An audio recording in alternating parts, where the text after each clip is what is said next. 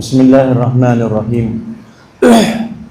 الحمد للہ رب العالمین والصلاة والسلام علی سید المرسلین وعلی آلہ وصحبہ وعلی من تبعهم بإحسان الی یوم الدین اما بعد فاعوذ باللہ من الشیطان الرجیم وتعالى اللہ الملک الحق ولا تعجل بالقرآن من قبل ان يقضى إليك وحيه وقل رب زدني علما سبحان ربك رب العزة عما يصفون وسلام على المرسلين والحمد لله رب العالمين اللهم صل على سيدنا محمد النبي الأمي وعلى آله وصحبه وأزواجه وبارك وسلم.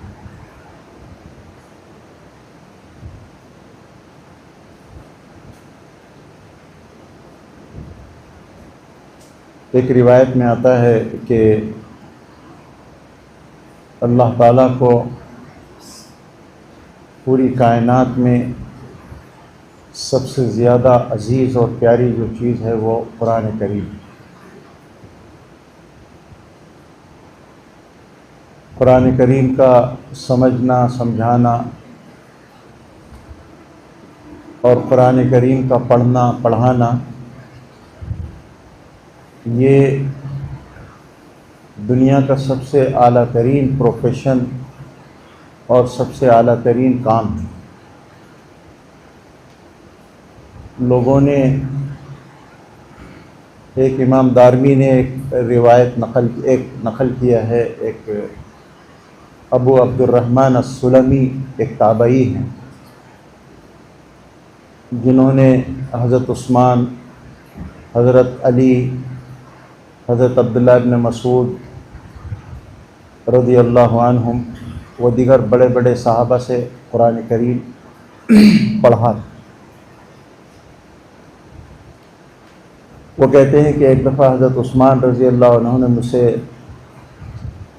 ایک حدیث بیان فرمایا کہ رسول اللہ صلی اللہ علیہ وآلہ وسلم نے فرمایا کہ خیرکم من تعلم القرآن وعلمہ، تم میں سے سب سے اچھا انسان وہ ہے جو قرآن کو سیکھے اور قرآن کو سکھائے.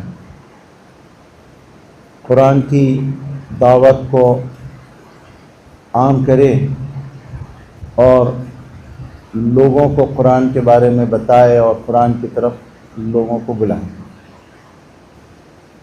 تو کہنے لگے کہ ابو عبد الرحمن سلمی کہتے ہیں میں جا کر کوفہ کی جامع مسجد میں بیٹھ گیا اور 40 سال وہ مسجد میں بیٹھے رہے. لوگوں کو قرآن سکھاتے تھے، قرآن پڑھاتے تھے. انہی کے جو شاگرد ہیں، بلکہ شاگرد کے شاگرد ہیں، حفص، جو پوری دنیا میں اس وقت جن کی قرأت چلتی ہے اور جن کے مطابق قرآن کریم کو پڑھا اور لکھا جاتا ہے.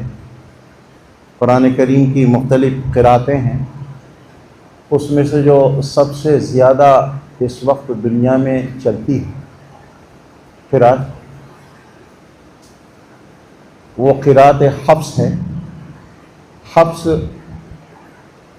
حضرت ابو عبد الرحمن سلمی کے شاگرد ہیں. 40 سال کہتے ہیں کہ صرف ایک حدیث کا ایک ٹکڑا کہ خیرکم من تعلم القرآن وعلمہ، صرف ایک اس حدیث کے ٹکڑے پر عمل کرنے کے لیے وہ 40 سال کوفہ کی جامع مسجد میں بیٹھے لوگوں کو قرآن پڑھاتے رہے، سمجھاتے رہے. اور اللہ نے ان کے اس بیٹھنے کو ایسا قبول کیا. اب آج دنیا میں جہاں پر بھی جو بھی قرآن پڑھ رہا ہے، لکھ رہا ہے، حفظ کر رہا ہے، وہ سارا کا سارا ثواب جو ہے وہ جا رہا ہے ابو عبد الرحمن السلمی رحمۃ اللہ علیہ، ان کے شاگرد کے ذریعے سے تو دنیا کا سب سے اعلیٰ ترین پروفیشن، سب سے بلند ترین کام وہ ہے قرآن کریم کا پڑھنا اور پڑھانا۔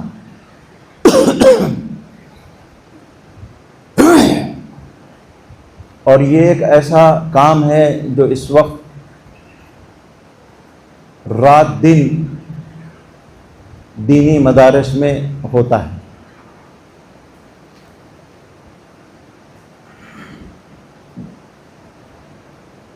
دینی مدارس اگر بالفرض کچھ نہ بھی کرتے،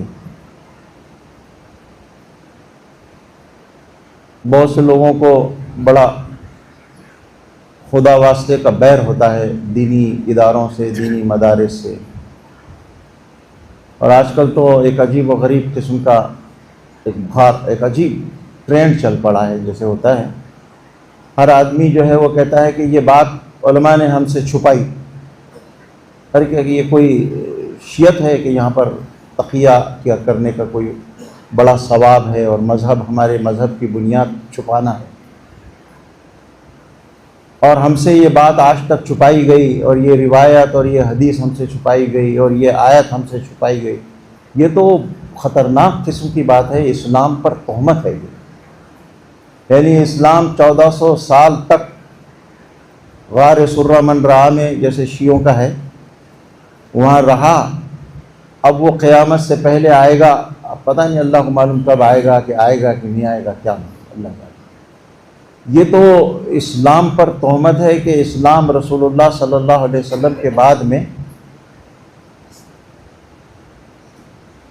غار میں چھپ گیا۔ ایک دن اور ایک لمحے کے لیے بھی ایک چھوٹا سے چھوٹا جزیہ بھی اسلام کا امت سے اور انسانوں سے چھپا اور ڈھکا چھپا نہیں رہا۔ اور کیسے ڈھکا چھپا رہے گا؟ پڑھنے پڑھانے کی عام اجازت ہے، تو یہ ایک عجیب و غریب قسم کی بیماری چل پڑی ہے۔ ہر ایرا غیرہ نتھو خیرہ اٹھتا ہے، کوئی پلمبر ہے، کوئی انجینئر ہے، کوئی ڈاکٹر ہے، کوئی کیا ہے پتہ نہیں اللہ جانے، اور بس اپنی بات کا یہیں سے شروع کرتا ہے کہ بس اللہ نے، بس میں نے ہمت کیا، حوصلہ کیا جو آج میں بتا رہا ہوں یہ، ورنہ تو مولویوں نے، علماء نے تو اس کو چھپا کے رکھا، اور چھپا کے رکھ کے کون سا ان کا بھلا ہو گیا، کون سی ان کے جو ہے نسل نہال ہو گئی، بڑے لاکھوں کروڑوں روپے میں جو ہے ان کو تولا گیا، کیا ہوا؟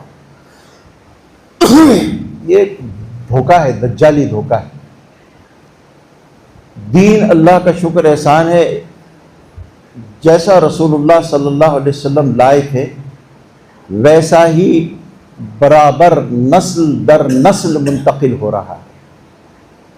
کہیں پر پوری دنیا کے اندر کہیں بھی اس کا ایک جزیہ بھی امت کے ایک فرد سے بھی چھپا ہوا نہیں۔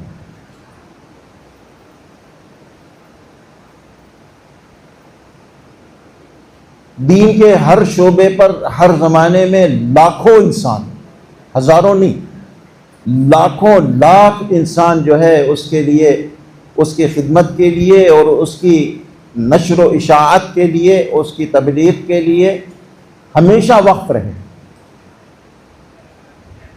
صرف قرآن کریم کی کتابت پر اگر ایک ایسا قرآن کا معجزہ ہے کتابت، صرف کتابت پر اگر لوگوں نے کتابیں لکھی ہے 5000 صفحے کی،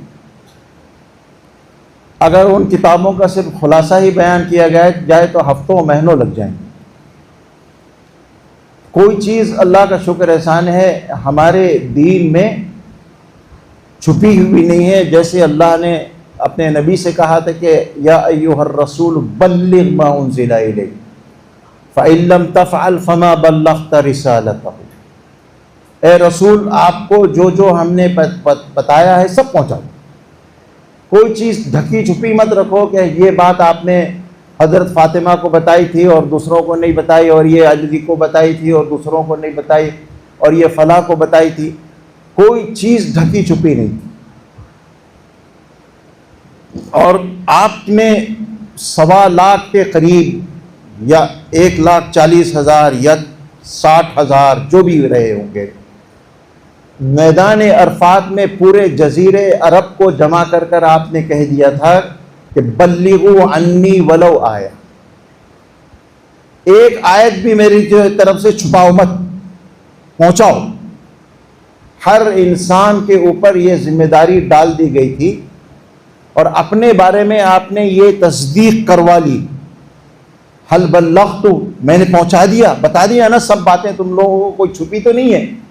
کسی کو اس بات کا شک اور اندیشہ تو نہیں ہے کہ میں نے اپنی فیملی کے لوگوں کو کچھ باتیں بتائی اور دوسروں کو نہیں بتائی، جیسے شیعہ کہتے ہیں.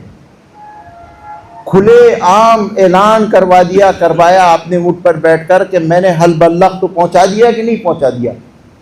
تو وہاں کسی نے یہ نہیں کہا کہ یا رسول اللہ یہ فلاں چیزیں تو آپ نے صرف اپنی اہل بیت کو اور اپنی فیملی کو بتایا، ہم کو تو بتایا نہیں. سب نے کہا کہ قد بلغت الرسالہ وادیت الامانہ ونصحت الامہ وکشفت الغمہ. اے اللہ کے رسول، آپ نے رسالت کو، پیغام کو پہنچا دیا. اب یہ ضمناً ایک بات آئی ہے، چونکہ آج کل ایک بہت عجیب و غریب قسم کی ایک بیماری چلی رہی ہے. تو اے اللہ کے رسول، آپ نے تمام باتیں پہنچا دی، کوئی بات چھپی نہیں ہے. ایسا نہیں ہے کہ حکومت کی لائن کی کچھ چیزیں تو آپ نے اپنے گھر والوں کو، اہل بیت کو بتائی اور دوسرے صحابہ کو نہیں بتائی. تمام کی تمام ایک ایک جزیہ آپ نے امت کے ایک ایک فرد کو بتا دیا. تو انہوں نے پورے مجمع نے، اور اللہ کی طرف سے یہ ترتیب بنی تھی کہ رسول پاک صلی اللہ علیہ وسلم اپنی اونٹنی پر بیٹھ کر جو کچھ بیان فرما رہے تھے یا جو کچھ بات فرما رہے تھے وہ پورے مجمع تک اس کی آواز پہنچ رہی تھی. یوں بھی پہلے زمانے میں لوگوں کی آوازیں بہت ہوا کرتی تھی. میں نے خود جو ہے اپنے حضرت والا حضرت استاد مولانا سجاد نعمانی صاحب سے سنا ہے کہ مولانا منظور نعمانی رحمۃ اللہ علیہ کی جوانی میں ایسی بلند بھاری آواز تھی کہ 10,000 کے مجمع میں بغیر مائک کے آواز پہنچتی تھی. تو بہرحال اللہ تعالیٰ نے وہ پوری بات اس میدان عرفات میں لوگوں تک پہنچائی اور ایک زبان تمام مردوں نے، عورتوں نے، بوڑھوں نے، جوانوں نے، سب نے کہا کہ بلغت الرسالہ وادیت الامانہ ونصحت الامہ وکشفت الغمہ. کوئی چیز چھپی ہوئی نہیں. اور پھر آپ نے دوسرا کام یہ کیا کہ پورے مجمع سے ایک عمومی ذمہ داری سب کے اوپر ڈال دی. دیکھو یہاں دین میں کوئی ڈھکنے چھپانے کا اور کوئی سیکریٹ معاملہ اور کوئی راز پردے خفا میں کوئی چیز رکھی جا رہی ہے، کانا پھوسی ہو رہی ہے، کسی کو کچھ بتایا جا رہا ہے، کسی کو کچھ بتایا جا رہا ہے، اس سے یہ چھپایا جا رہا، اس سے وہ چھپایا جا رہا، یہ کچھ نہیں. اس لیے آپ نے پورے کے پورے مجمع پر جو پورا جزیرہ عرب سے یمن سے لے کر شام تک، فلسطین تک لوگ آئے ہوئے تھے، پورا جزیرہ عرب وہاں پر موجود تھا. سب کے اوپر ایک عمومی ذمہ داری ڈالی آپ نے کہ بلغوا عنی ولو آیا، میری ایک بات بھی چھپانا مت، پہنچانا. یہ ایک عمومی ذمہ داری تمام کے تمام مجمع پر ڈال دی گئی اور اس مجمع نے پھر اب آپ کی بات کو پوری دنیا تک پہنچایا. صورتحال یہ ہوئی کہ غالباً سعد ابن وقاص رحمۃ اللہ رضی اللہ عنہ جب اس دین کی بات کو، اس دین کی دعوت کو پہنچانے کے لیے اور قرآن کی نشر و اشاعت کے لیے نکلے اور رستے میں اس وقت دریائے دجلہ آیا جو اس وقت طوفان پر تھا. انہوں نے کہا کہ رسول اللہ صلی اللہ علیہ وسلم کا جو دین آیا ہے وہ ابھی تک تازہ دین ہے، ابھی اس دین کو، وہ دین چھپا نہیں ہے، ڈھکا نہیں ہے اور دین پہنچا نہیں ہے انسانوں تک. اس لیے یہ دریا ہمارے درمیان میں حائل نہیں ہو سکتا ہے. اور دریا میں پورے کے پورے لشکر کے گھوڑے ڈال دیے. ادھر ایران تھا تو ایرانیوں نے جب دیکھا کہ دریا کے اوپر گھوڑے ایسے دوڑ رہے ہیں جیسے کسی مضبوط سڑک پر، راستے پر دوڑتے ہیں، تو وہ بھاگ گیا پورا کا پورا لشکر، دیو آمد دیو آمد دیو آمد. ارے یہ جن آ گئے، جن آ گئے، جن آ گئے. پورا کا پورا لشکر میدان چھوڑ کر بھاگ گیا۔ اسی طرح عقبہ ابن نافع ایک تابعی ہیں، جب تبلیغ کرتے کرتے کرتے کرتے افریقہ کے آخر کیپ ٹاؤن، جو اس وقت کیپ ٹاؤن ہے، کیپ ٹاؤن میں جو ہے وہ غالباً اٹلانٹک سی ہے یا جو بھی سمندر ہے، وہاں جب پہنچے وہ، تو انہوں نے وہاں کھڑا کیا اپنے گھوڑے کو اور کہا کہ اے اللہ، اگر مجھے معلوم ہوتا کہ اس سمندر کے پار بھی انسان رہتے ہیں تو میں ان تک تیرے دین کی بات پہنچانے کے لیے سمندر میں اپنے گھوڑے کو ڈال دیتا۔ یہ پہلی نسل سے یہ صورتحال رہی، اور ہر زمانے میں لوگوں نے لاکھوں انسانوں نے اپنی زندگیاں وقف کی ہے اس دین کو پہنچانے میں اور اس دین کو بتانے میں۔ اس دین کا ایک ایک جزیہ اور ایک چھوٹی سے چھوٹی بات بھی امت سے اور انسانوں سے چھپی ہوئی نہیں، اور ان میں دین کو اللہ کے رسول نے پہلے دن سے عام کر لیا تھا۔ کسی خاندان کے ساتھ، کسی قبیلے کے ساتھ یہ اس کا اختصاص نہیں تھی، خصوصیت نہیں تھی۔ ہر کسی کو دین کا علم سیکھنے کی پہلے بھی اجازت تھی، ابھی بھی اجازت ہے۔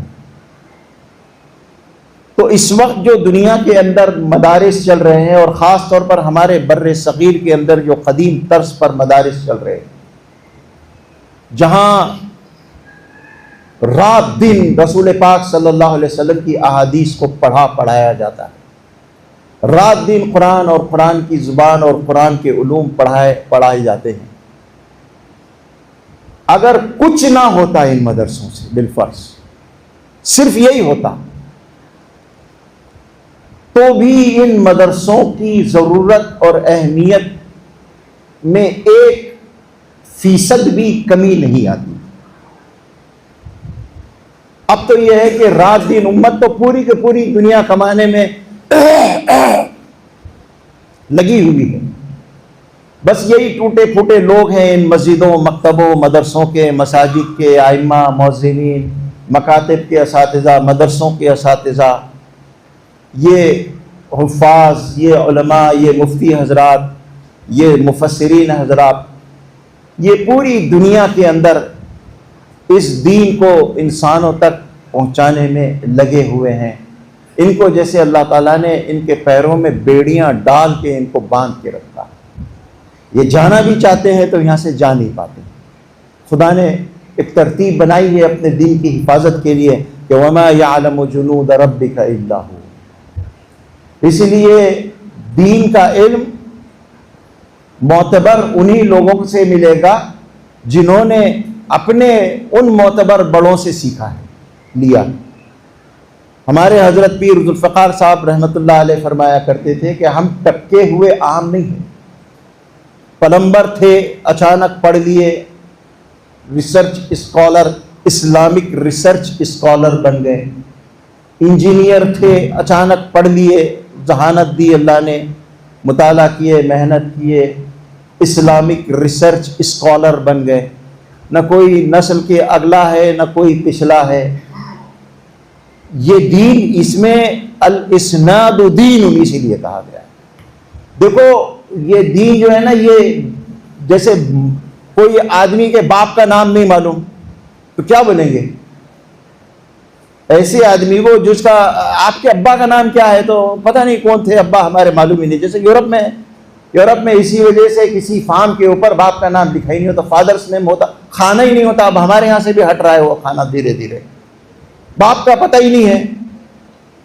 ایسے ہی علم دین کا حال ہے کہ یہ شجرہ نسب ہوگا اس کا تو معتبر ہوگا، اس کا باپ اگر معلوم ہوگا تو معتبر ہو گیا، ورنہ محض مطالعے کے زور پر اور ذہانت کی طاقت پر اگر کوئی آدمی اسلامک ریسرچ اسکالر بن جائے تو وہ ایسے ہی ہے جیسے کوئی انسان بغیر باپ کا ہے۔ میں یہ لفظ بہت سخت ہے اگرچہ کہ، لیکن سمجھانے کے لیے کہہ رہا ہوں۔ اور چونکہ اللہ کا شکر احسان ہے، یہ اگرچہ کہ محدود لوگ ہیں لیکن بڑے سمجھدار اور اچھے ہائیلی کوالیفائڈ لوگ جو ہے، اللہ کا شکر احسان ہے، اگرچہ کہ کم ہے لیکن سنتے بہت اچھے ہیں۔ ان کے جو میسیجز آتے ہیں، فون آتے ہیں، تو مجھے اندازہ ہوتا ہے الحمدللہ۔ تو یہ ایک بات جو ہے، اس بات کا بہت خیال رکھنا چاہیے۔ ابھی وہ مضمون میرے مستحضر نہیں ہے، یہ بات اچانک بیچ میں نکل گئی تھی، اور یہ بات جو ہے نا، یہ بہت خاص ایک اسٹریٹجک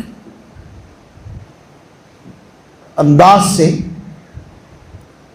شیعوں کی طرف سے بھی خاص طور پر پھیلائی جا رہی ہے کہ قرآن ایک عرصہ دراز تک لکھا نہیں گیا، اور یہ کیا بات ہوئی کہ خلیفہ راشد نے اس کو لکھا؟ اس کا مطلب لوگوں کو معلوم ہی نہیں تھا قرآن۔ یعنی اتنی خطرناک شاطرانہ دجالی دماغ ہے کہ احادیث 200 سال تک تو احادیث کا پتہ ہی نہیں تھا، اور حکومتیں اپنے مفاد کے لیے حدیثیں گھڑواتی رہی۔ پہلے اموی حکومت آئی، اس نے اپنے مفاد کے لیے حدیثیں گھڑوائی، اور پھر بعد میں دوسرے لوگ آئے، عباسی آئے، انہوں نے اپنے مفاد کے لیے حدیثیں گھڑوائی۔ 200 سال تک حدیثوں کا پتہ نہیں تھا، اور یہ تو بڑی تہمت ہے بھائی، یعنی یہ کتنی چالاکی سے، میں نے خود ایک شیعہ بڑا اپنے آپ کو بہت ہی ماڈریٹ اور بڑا ہی، کیا بتائیں آپ کو، کیا الفاظ مجھے استعمال کرتے ہوئے، یہ موضوع رہ جاتا ہے، دوسری بات آ جاتی ہے۔ کہتے ہیں کہ یہ کہتے ہیں کہ خلیفہ اول ابو بکر نے اور خلیفہ ثالث عثمان نے یہ قرآن کو جو ہے ایڈٹ کروا کر دنیا میں پھیلایا، یہ تو قرآن کے اوپر تہمت ہے۔ ماشاءاللہ۔ اب ایک نیا آدمی سوچے گا، کہنے لگے اس کا مطلب یہ ہے کہ قرآن کہیں تھا ہی نہیں، وہ تو انہوں نے جمع کرا کے اپنے اعتبار سے جیسا جو کچھ کرا کے اس کے اوپر ایک سیل لگا کے اس کو پھیلا دیا۔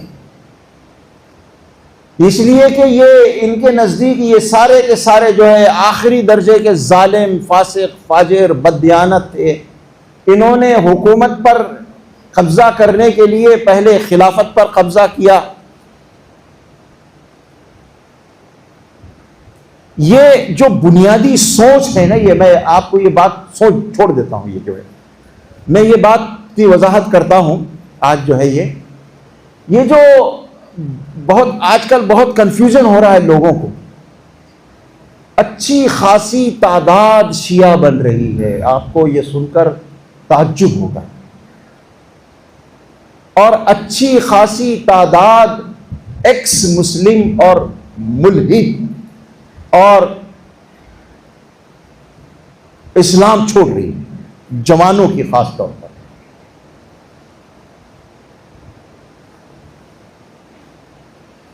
ایک بہت بڑے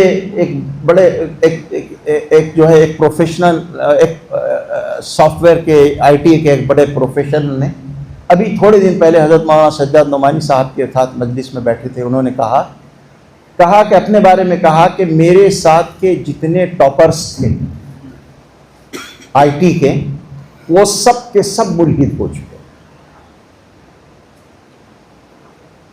چونک گئے ہم لوگ، کہنے لگے میں الحمدللہ ایک اکیلا بچ گیا ہوں، اور وہ بھی شاید جو ہے ایک دفعہ یہ ہوا تھا کہ مفتی عبداللہ پھول صاحب انہوں نے خود بتایا کہ ہمارے علاقے میں آئے تھے، میں چھوٹا لڑکا بچہ تھا، وہ بیعت لے رہے تھے، تو میرے والد نے مجھے بھی ان سے بیعت کروا دیا تھا۔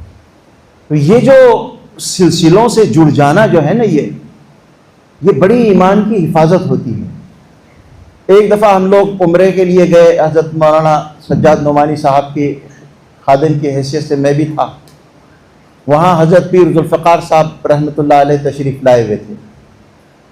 مطاف میں پہلے حضرت کی صحت بھی اچھی تھی، مطاف میں 4-4 6-6 گھنٹے حضرت بیٹھا کرتے تھے مطاف کے پیچھے حصے میں، جس میں طواف کرنے والوں کو زحمت نہ ہو، پیچھے کے حصے میں۔ اب تو خیر نوعیت پوری بدل گئی ہے وہاں کی، پہلے عام مصلیوں کو وہاں دائرے میں بیٹھنے کی جگہ بھی مل جاتی تھی، اجازت بھی تھی۔ تو اب روانگی تھی کل، تو رات کا وقت تھا، اب سب لوگ جا کے قریب بیٹھ کے حضرت سے بات کرتے تھے۔ ترتیب یہ ہوتی تھی کہ کعبۃ اللہ کی طرف رخ کر بیٹھو اور حضرت سے بات کرتے رہو، حضرت کو جو پوچھنا ہے پاچھنا ہے۔ اور جو ان سے سلسلے سے وابستہ ہیں. تو میں نے یہ کہا کہ حضرت میں آپ سے بیعت تو ہو گیا ہوں، تفصیلی گفتگو ہوئی، میں ایک بات اس میں سے صرف سناتا ہوں. تو اور میں نے اور بھی کچھ چیزیں بتائی. تو اس میں درمیان میں حضرت نے ایک بات یہ فرمائی کہ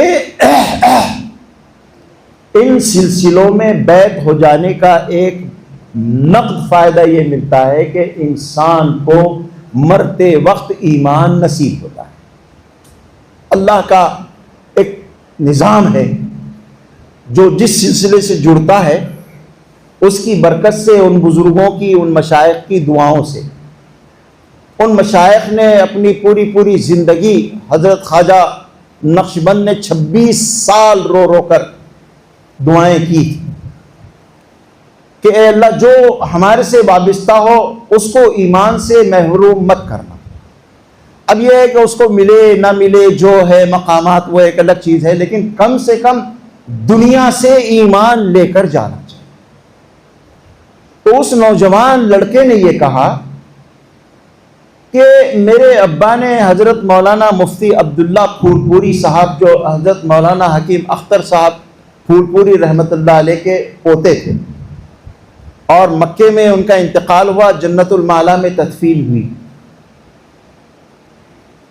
تو وہ آئے ہوئے تھے ہمارے علاقے میں، تو میرے ابا نے ان سے بیعت کروا لی تھی. تو میں یہ سمجھتا ہوں کہ اس بیعت کی برکت ہے کہ میں اپنے تمام اس کلاس کے ٹاپرز میں سے تنہا بچ گیا ہوں ایمان پر، دین پر. باقی جتنے جینیس ٹاپر تھے وہ سب کے سب بہت اونچے پروفیشن پر ہیں. کوئی یورپ میں ہے، کوئی امریکہ میں ہے، کوئی آسٹریلیا میں ہے، کوئی یہاں ہے، کوئی ٹی سی ایچ میں فنا ہماک دھماک چنی چنا، لیکن سب دین سے فارغ ہو چکے، سب دین کو چھوڑ چکے. تو یہ بہت ضروری اور بہت اس کی بہت زیادہ اہمیت ہے. تو میں یہ کہہ رہا تھا کہ آج کل یہ یوٹیوب کی نحوست سے بہت خاص بڑے ہی دانش مندانہ، میں نے جس کو ایک دفعہ یہاں میں نے کہا تھا وہ کہ تبرے کا ایک نیا طریقہ چل پڑا. اور یہ بات بھی ایک شیعہ جو ان کا وہ بیان کرنے والا ہوتا ہے، وہ مجتہد کیا بولتے ہیں اس کو، اس نے کہا کہ میں نے اس ملک میں، پڑوس کے ملک کے بارے میں کہہ رہا ہوں، اس ملک میں یہ قانون بنا کہ جو صحابہ کو گالی دے گا، برا بھلا کہے گا، اس پر FIR درج.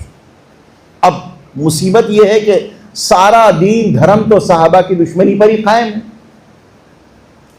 تو بڑی دانش مندی کے، عقل مندی کے دجالی دماغ، اس نے کہا کہ میں نے اس ملک کے ہمارے شیعہ علماء کو، ذاکرین کو ہاں وہ ذاکرین کہلاتے ہیں، ذاکرین کو تبرے کا نیا طریقہ بتایا ہے. اب یہ کتنی خطرناک بات ہے امت کا اس بات سے یقین اڑا دینا کہ یہ قرآن خود محفوظ نہیں تھا. بھائی ٹھیک ہے، اللہ نے اس کو محفوظ رکھا ہے، لیکن کہاں محفوظ ہے؟ یہ تو اہل بیت کے پاس محفوظ ہے. یہ تھوڑی اللہ نے کہا کہ سب کے پاس محفوظ ہے. اس کو تو ایڈٹ کیا اللہ کے رسول کے دنیا سے جانے کے بعد میں ابو بکر نے، اور پھر کوئی 25 سال کے بعد میں پھر ایڈٹ کیا عثمان نے، اور اس کو پھیلا دیا دنیا کے اندر. کتنی خطرناک شاطرانہ چال ہے. اسی طرح احادیث جو ہے وہ 200 سال تک گھڑی جاتی رہی. اب دیکھو یہ امام بخاری کہاں سے آیا تھا، کدھر سے؟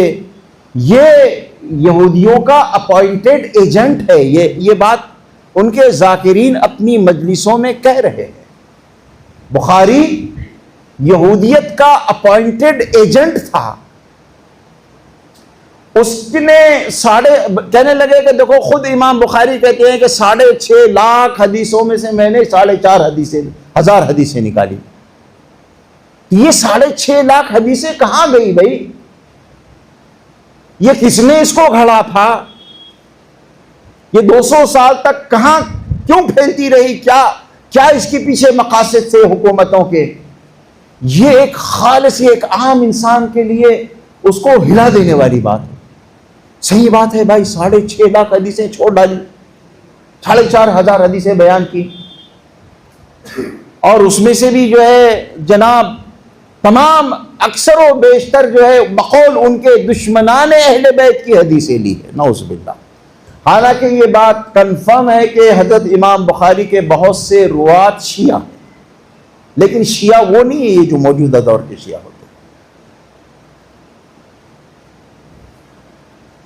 اسی طرح امت کا اعتماد، کہنے لگے کہ حضرت خالد ابن ولید ایک بہت بڑی خطرناک قسم کی تاریخ۔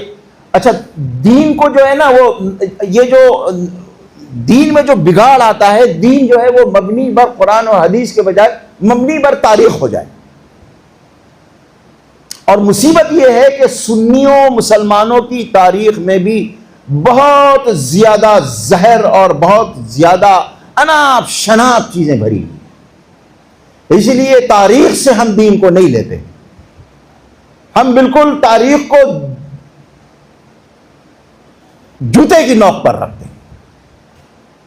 تاریخ کے اندر تاریخ طبری ایک بڑے عالم دین مفسر قرآن کی لکھی ہوئی تاریخ ہے، لیکن ایسی خوفناک باتیں اس کے اندر لکھی ہوئی ہیں کہ اگر وہ بغیر حوالے کے بتا دی جائے تو آدمی کا ایمان چلا جائے۔ حضرت مولانا علی میاں صاحب رحمۃ اللہ علیہ نے لکھا ہے کہ اکبر کے ذہن کو جو شیعوں نے خراب کیا ہے تاریخ طبری کی ان روایات سے۔ اس تاریخ طبری کے اندر صحابہ کے بارے میں، تابعین کے بارے میں اور آگے کے مسلم حکمرانوں کے بارے میں انتہائی خوفناک باتیں لکھی ہوئی ہیں، جو اس زمانے میں شیعوں نے پھیلائی تھی۔ ان لوگوں نے جو ہے اس کو سب جگہ نقل کر دیا کہ بھائی سچ جھوٹ سب ہم نقل کر دے رہے ہیں، آپ اپنے جو ہے دانش سے اس کو الگ کر کے پڑھ لو۔ یہ ایک عجیب اس زمانے کا ایک رواج تھا کہ جو تیتر بٹیر سچ جھوٹ سب کتاب میں لکھ دیا جاتا ہے۔ تو اکبر کے کو دین سے متنفر کرنے میں اور ایک نیا دین کھڑا کرنے میں دین الہی کے نام سے ایران کے ان شیعوں نے تاریخ طبری کو استعمال کیا اور کہا کہ دیکھو یہ سنیوں کی تاریخ ہے، یہ مفسر قرآن ہے آپ کا، یہ کیا لکھ رہا ہے، یہ حضرت عائشہ کے بارے میں کیا لکھ رہا ہے، یہ فلاں کے بارے میں کیا لکھ رہا ہے۔ یہ سب شیعوں کی پھیلائی ہوئی۔ اب یہ ہے کہ ایک تاریخ کے اندر ایک واقعہ لکھا ہوا ہے کہ حضرت خالد ابن ولید فتح کرتے کرتے شام کے ایک علاقے میں پہنچے، اس کا نام عین التمرہ تھا۔ عین التمرہ کے اندر ایک قلعہ تھا، قلعہ بند تھا، تو وہ توڑا گیا، دروازہ توڑ تاڑ کے قلعے میں گھسے۔ اس علاقے کا نام عین التمرہ تھا۔ وہاں 40 لوگ بیٹھے ہوئے تھے جو قرآن اور حدیث پڑھا رہے تھے۔ ان کے سر مڈے ہوئے تھے اور لمبے لمبے عربی لباس اور بڑی بڑی داڑیاں،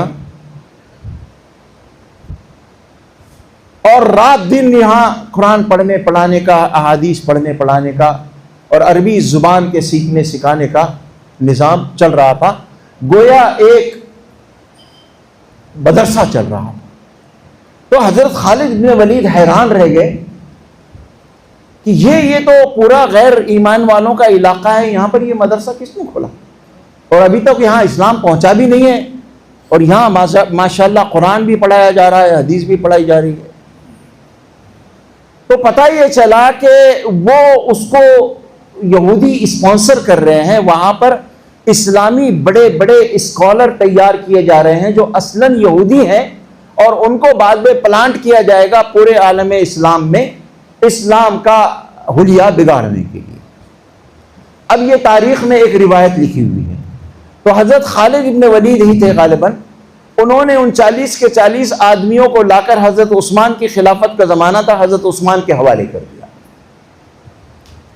حضرت عثمان نے ان 40 کے 40 اسکالرز کو جو اب جنگی قیدی بن کر آئے تھے، غلام بن کر آئے تھے، مدینے کے مختلف لوگوں کو بانٹ دیا، بھئی چلو تم ان کو لے جاؤ، تم ان کو لے جاؤ، تم ان کو لے جاؤ۔ اب وہ کہیں وہ غلام، وہ جو اسکالر تھے یہودی، اندر سے یہودی تھے بقول ان کے، اب وہ کہیں کوئی کسی لے کر اس کو کوئی کوفہ چلا گیا، کوئی دمشق چلا گیا، کوئی قاہرہ چلا گیا، کوئی اس وقت تک تو بغداد بنا نہیں تھا، کوئی مکہ چلا گیا، کوئی مدینے میں رہ گیا۔ اور اس طرح ان کا یہ کہنا ہے کہ یہ جتنے بڑے بڑے ائمہ اسلام ہیں، جیسے حضرت حسن بصری، حضرت امام مالک کے استاد اور امام زہری اور فلاں فلاں فلاں فلاں، یہ سب یا تو وہ وہی ہے یا ان کی اولاد ہے۔ اس طرح پورے عالم اسلام میں یہودیوں نے اپنے پیدا کردہ اسلامی اسکالرز کو پلانٹ کر کے قرآن اور حدیث کا پورا حلیہ بگاڑ دیا۔ یہ براہ راست اللہ پر الزام ہے۔ یہ ہو سکتا ہے کہ تاریخی روایات ہو، یہ اب بولنے والے اس کو ایسی اس سے کہ دیکھو کیا ہو گیا، وہ تو اہل بیت نے اسلام کو بچا لیا، ورنہ اسلام تو ایسی خطرناک شریعت اور سازش کا شکار ہو گیا۔ اب یہ آج کل کے نوجوان کتنے ایسے لوگ ہیں، میں جہاں کے رہنے والا، میں تو اب رہتا نہیں ہوں، 40 سال سے باہر ہی ہوں، پربھنی کا، اس پربھنی کے اندر اچھے خاصے نوجوان سمجھدار قسم کے پڑھے لکھے پٹھان روہیلے جو ہوتے ہیں، بڑے سر پھرے ہوتے ہیں اور بڑے متشدد اور متعصب، یعنی عصبیت ان کے اندر زیادہ ہوتی ہے۔ اسی طرح ان کے ذہن اور دماغ میں یہ تاریخی روایات کا زہر گھولا گیا۔ اب ایک نوجوان، ایک آدمی جس کا کوئی بیک گراؤنڈ نہیں ہے اسلام کے علم کا، تاریخ کا، قرآن کا، حدیث کا، وہ سوچے گا کہ اوہو، پورے عالم اسلام کے اندر اتنا خطرناک شریعت، کہتے ہیں کہ یہ حسن بصری جو ہے یہ وہ عین التمراہی کا ہے، نعوذ باللہ، بقول ان کے، ورنہ حضرت حسن بصری رحمۃ اللہ علیہ تابعی اور بہت بڑا علم منتقل کرنے والے ہیں امت کی طرف۔ بڑے بڑے جو جن سے علم دین منتقل ہوا ہے، انہی کو ڈیمیج کر دیے، مشکوک کر دیے۔ پہلے صحابہ کو ڈیمیج کرتے تھے، مشکوک کرتے تھے، اب صحابہ کے سلسلے میں ایک نئی اسٹریٹجی اور ایک نئی حکمت عملی، اور وہ بقول اس ذاکر کے ایک نیا تبرے کا انداز ہے۔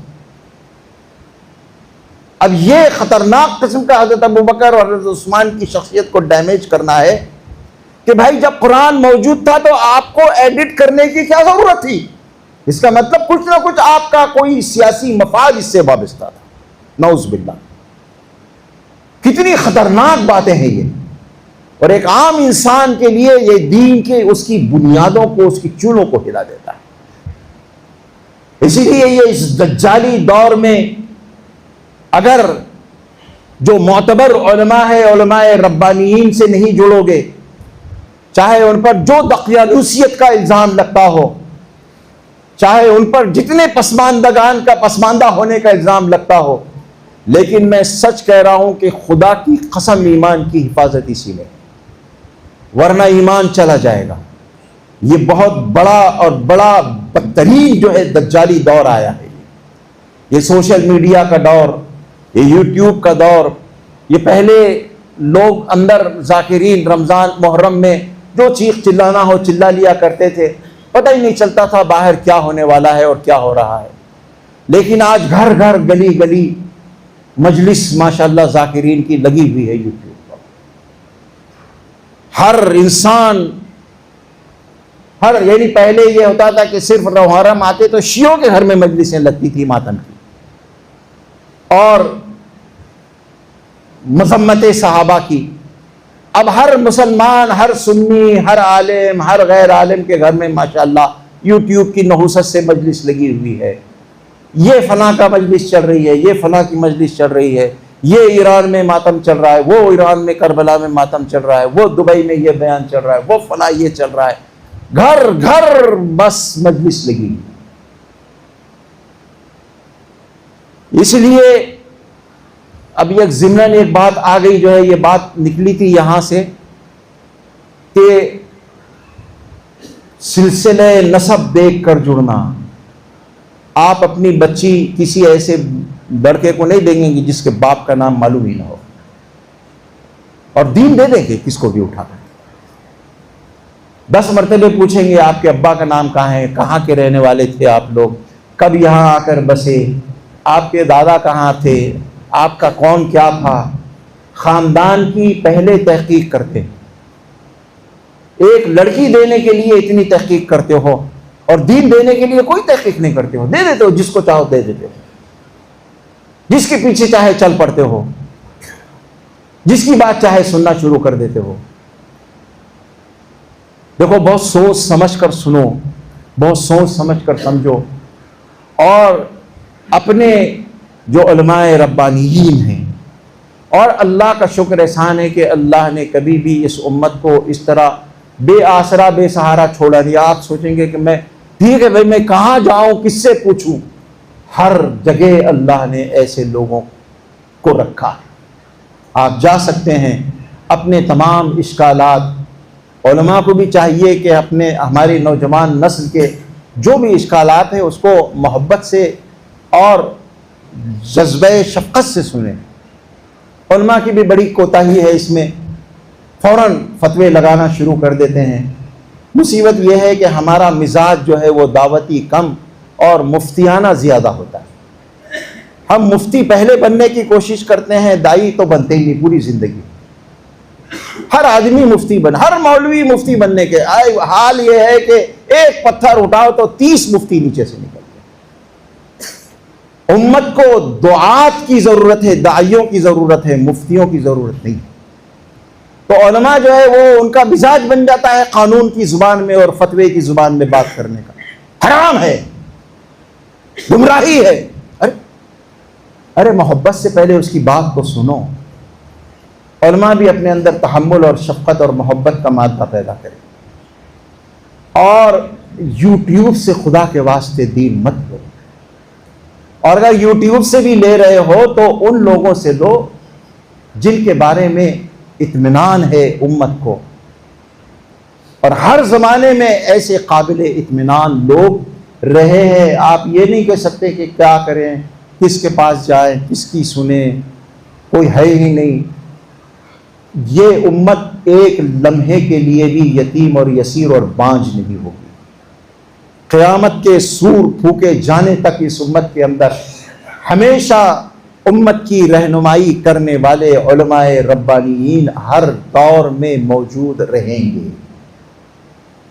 اسی لیے بہت سوچ سمجھ کر یہ ایک ضمناً ایک بات آئی تھی، اور بنیادی طور پر مسئلہ دین کا ہے اور دین کے پہنچانے کا ہے، اور صحابہ نے سب سے پہلے اس اجتماعی ذمہ داری کو، جیسے رسول اللہ صلی اللہ علیہ وسلم نے 100% اس ذمہ داری کو دنیا سے جانے سے پہلے ادا کر دیا۔ کوئی بات ڈھکی اور چھپی نہیں تھی کہ میدان عرفات میں تو وہ بات نہیں بتائی گئی اور غدیر خم پر لا کر بتائی گئی۔ غدیر خم پر 20-25 ہزار آدمی بچے تھے، میدان عرفات میں ایک ہفتہ 10 دن پہلے کی بات ہے 1.5 لاکھ آدمی تھے۔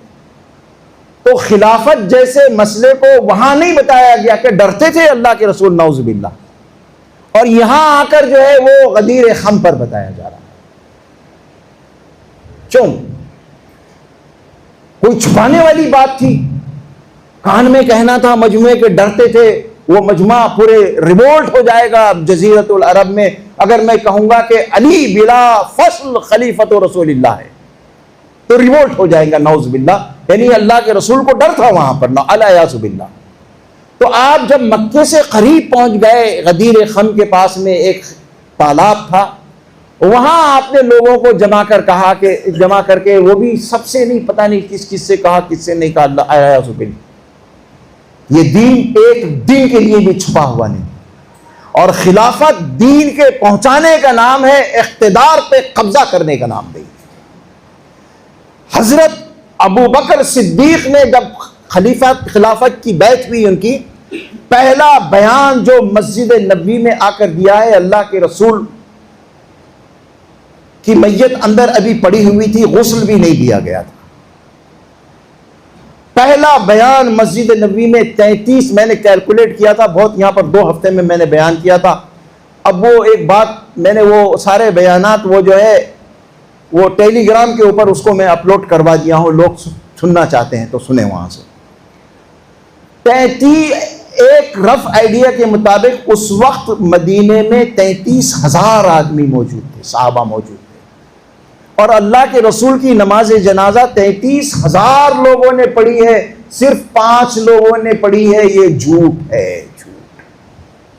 33,000، اس لیے کہ جیسے ہی آپ حج سے واپس آئے بیمار پڑ گئے اور بیماری کی خبر آس پاس تمام علاقوں میں پھیل گئی، لوگ دور دور سے جوق در جوق مدینہ آنے لگے اللہ کے رسول کی عیادت کرنے کے لیے۔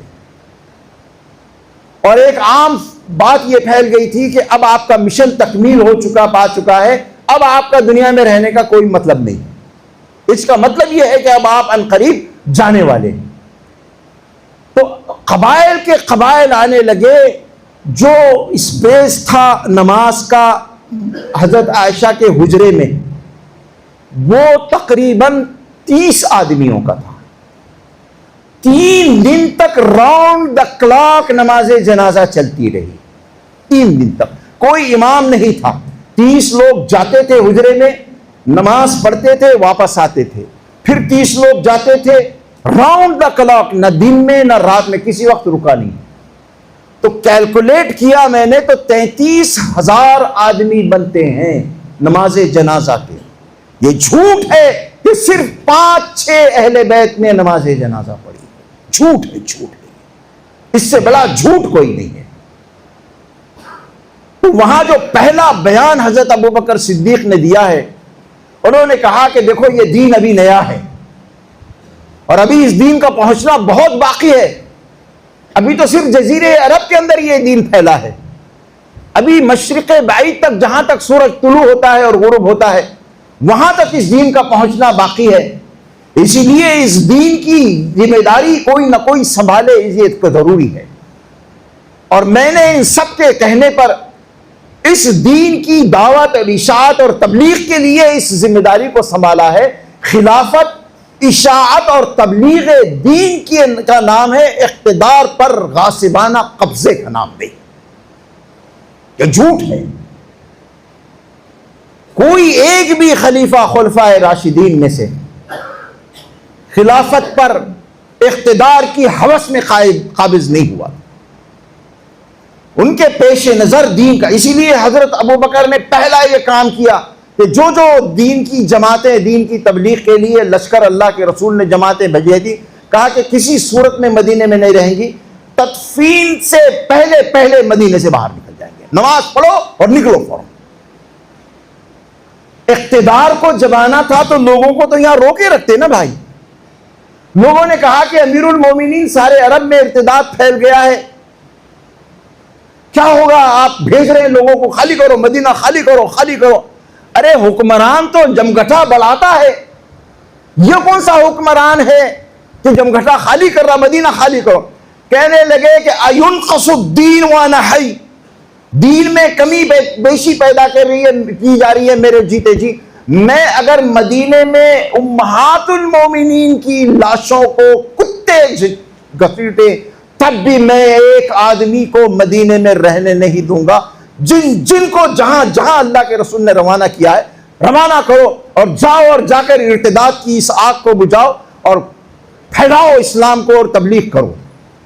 یہ کون سا اقتدار والا ہے، یہ کون سی حکومت کرنے کا انداز ہے کہ میری لاش کو کتے گھسیٹے تو گھسیٹے، امہات المومنین کی لاشوں کو کتے گھسیٹے تو گھسیٹے، مدینے میں کوئی رہے گا نہیں۔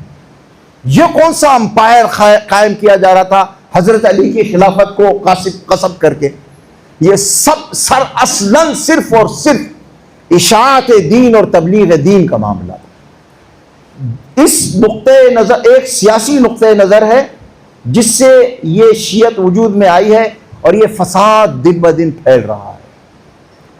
بہت خطرناک قسم کا دور آیا ہے، ایک دجال ایک نیا چولا اوڑھ کر آیا ہے۔ بس اب میں اس سے زیادہ نہیں کہوں گا، وقت بھی زیادہ ہو جاتا، کیا کریں۔ میرا جی چاہتا، جیسے حضرت تھانوی کا ایک رواج یہ تھا، حضرت تھانوی کے پاس میں ان کی خانقاہ میں پہلے شروع وقت ہوتے ہی جو ہے جمعے کی نماز پڑھا دی جاتی، یعنی 1:45 بجے نماز ہو جائے کرتی تھی، سمجھ لو مثال کے طور۔ اب اس کے بعد حضرت تھانوی کا بیان شروع ہوتا، عصر تک چلتا، 3 گھنٹے کا۔ ان کے جو 32 جلدوں میں ان کے وہ بیانات ہیں، جمعے کے بیانات ہیں، 32 جلدوں میں ہیں۔ 3 گھنٹے وہ لکھنے والے اس کو شارٹ ہینڈ میں، اور وہ بہت فاسٹ لکھنے کے عادی تھے، کاتبین بیٹھے رہتے تھے۔ اب حضرت علی کا بیان چل رہا ہے، 150 صفحے میں، 175 صفحے کا، 200 صفحے کا بیان، 32 جلدوں میں، زخیم 32 جلدوں میں وہ بیانات چھپے ہیں 3 گھنٹے۔ مگر اب ممکن نہیں ہے اس طرح اس زمانے میں۔ وآخر دعوانا الحمدللہ رب العالمین۔